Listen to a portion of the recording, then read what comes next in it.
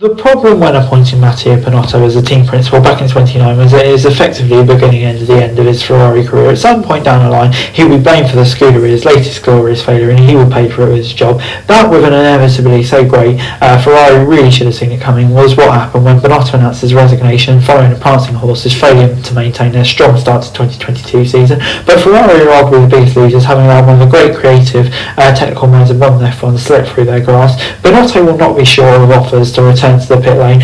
So yeah, we've decided to list 5 possible options where he could go. Starting off with Rowdy, with the first whispers of Binotto's Ferrari exit before last season finale came the first true test of Rowdy's commitment to winning in F1. If the four rings had turned to emerge as a serious force, they would have picked up the phone in a heartbeat. They will not arrive on the grid until the new engine regulations are implemented in 2026, but the process of building a winning team began at the point Sauber finally confirmed as a strategic partner for their F1 entry in late October. With a glorious history in endurance racing, Audi already had experience with hybrid technology, and the powertrain they will run in 2026 is set to be based on the F1 engine sister company Porsche constructed when they previously came close to joining forces with Red Bull in 2017. Yet contemporary F1 experience surely is what's needed, and who better to do it? Ferrari's entry in trickery may have ended in tears in 2019, but twice in the hybrid era, Binotto brought them back from a position of weakness in 2014 and 2021 into one of the most potent in the pit lane. The Scuderia's small turbo in 2022 was both their greatest strength and biggest weakness, often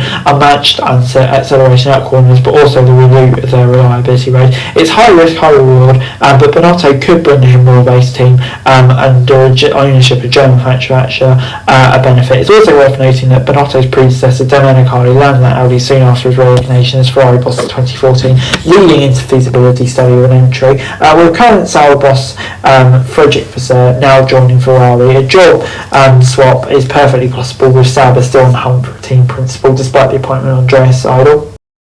Another option is Mercedes. When Toto Wolff elected to continue as Mercedes boss at the end of 2020, the team announced a 3-year agreement and a subsequent opportunity to transition to a new executive function within the organisation when he decides his right to do so. Next season is year 3, and the future of Wolff with a young family and ambitious stretching far beyond running a race team promises to be among the most compelling off-track storylines of 2023. Whether Binotto will be considered a suitable choice to replace one of the greatest team principals in history would likely depend on the view of his Ferrari tenure. Right along, there are some who simply saw it as a classic case of the Peter principle, an individual being promoted through the ranks of a company until they reach a position beyond their capabilities. If the boss life is no longer for him, Mercedes will have no shortage of in-house replacements. Might there be an opportunity for him to return to an area of expertise in HPP? Much has been made of them losing key staff to Red Bull's newly designed engine operation, and especially Andy Cowell in 2020. Yet there was a hint of resentment in the air when during the run of engine penalties in the second half of 2021, Wolff blamed Mercedes unreliably on the team overstretching to match the false targets set by Binotto's Ferrari in 2019. To understand how Mercedes can offer redemption to a Ferrari scapegoat, Binotto should look no further than his former colleague Aldo Costa, who left Maranello following a poor start to the 2011 season.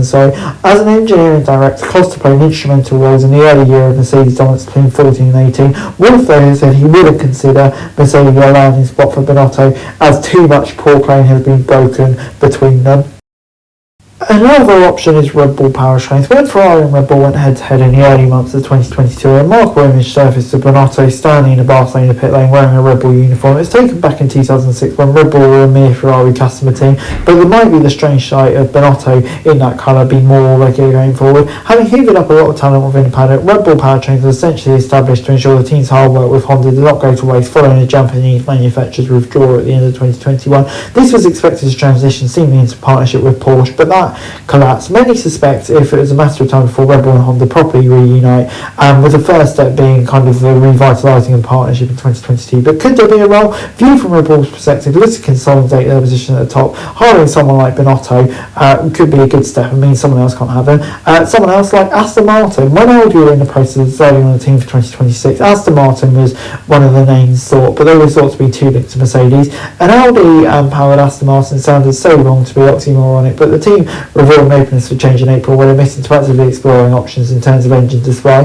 Almost a decade into F1's hybrid era, there's been nothing yet to disprove Ron Dennis' series that a work deal is essential, and Lawrence well knows that his initial plot for Aston Martin to build their own engine was promptly dropped after RVPD and sent signing tree with his next bright idea to invest or even purchase outright HPP after failing to materialise despite the apparent enthusiasm of Ollie Kalanius. But it might be a sudden available of Binotto referring to Plan A. Let's see Mr. Stroll, in conjunction with the title sponsor Renko, approaches Binotto with the task of using all the experience of his years at Ferrari to build the most powerful engine for 2026, money no object, with the promise of building the rest of the car around whatever he comes up. Such a liquid author with huge technical influence in his area and expertise and other responsibility will be hard to turn down. You never know, stranger things have happened. Finally, a move to Formula 1 itself. As the sport said an emotional goodbye to Seb Vettel in Abu Dhabi, Ross Brawn stepped into the shadows almost unnoticed, having announced his intention to retire 12 months previously. Given some of the recent murmurings on more sprint racing and reverse DRS system to artificially slow down runaway race leaders, his exit as F1's managing director of motorsport may not be a bad thing, but definitely leaves a hole. In his 6 years with Liberty, Brawn oversaw the development and intro of the 2022 tech rates, surrounding himself with trusted allies such as Pat Simmons, Nicholas Tambassis and Steve Nielsen, and implemented the cost cap. With engine and fuel the focus of the 2026 rules as the sport pursues its green gene, a role within F1 structure where he will be reunited with Domenicali may just appeal to Binotto. At 53, however, he's still too young to step away from the competition element of racing, or however, given almost 3 decades of his life to F1's most sacred team, would he even want to start again with a different team? Does he really need to subject himself to the stress that comes with it? It's something that Binotto himself will need to work out as he tends to his vineyard in the Trentino region of Italy. If he cannot bring himself to wear another team's colour, a job at F1 would certainly be waiting for him, and it'd be a comfortable job at that too, you'd have thought. But anyway guys, that's the video. Thanks very much for watching. To like, share, subscribe, don't forget to comment, stumble and follow this show for daily football news and subscribe to the channel, I'd be greatly appreciated. Thanks very much for watching. Peace out.